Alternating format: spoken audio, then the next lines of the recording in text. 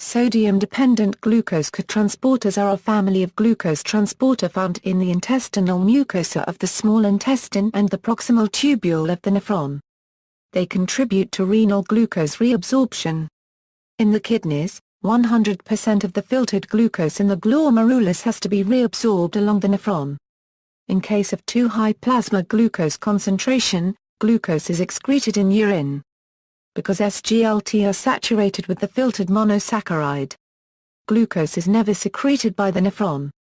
Types: the two most well-known members of SGLT family are SGLT1 and SGLT2, which are members of the SLC5A gene family.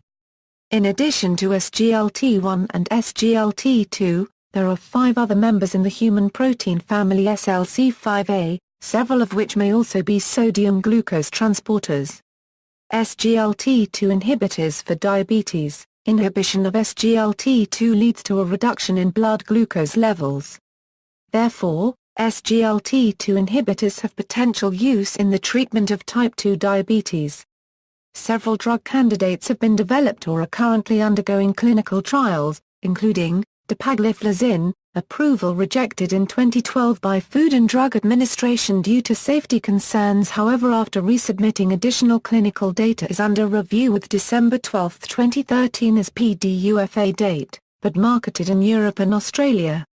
Dapagliflozin was the first SGLT2 approved anywhere in the world in 2011 by the EU.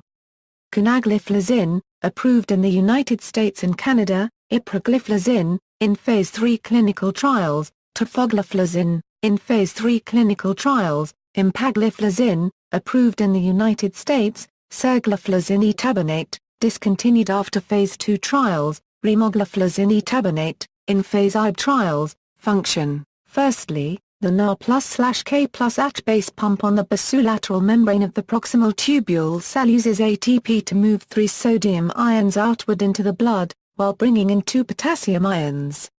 This creates a downhill sodium ion gradient inside of the proximal tubule cell in comparison to both the blood and the tubule.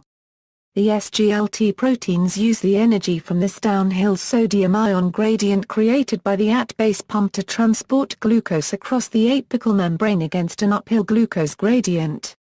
Therefore, these co-transporters are an example of secondary active transport.